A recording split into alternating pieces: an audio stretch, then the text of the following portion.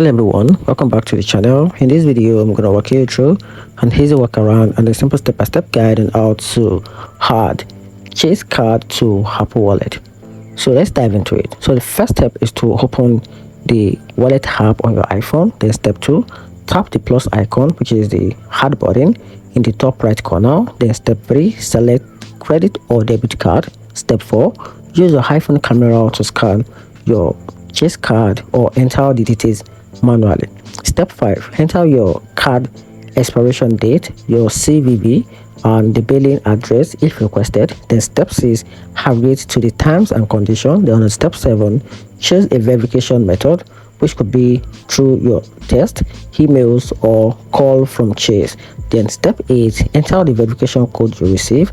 Then on step 9, your Chase card will definitely appear in your Apple Wallet and you can use it for anything or any transaction. And that's it. Hope you find the video helpful. Turn on the notification button and subscribe for more video.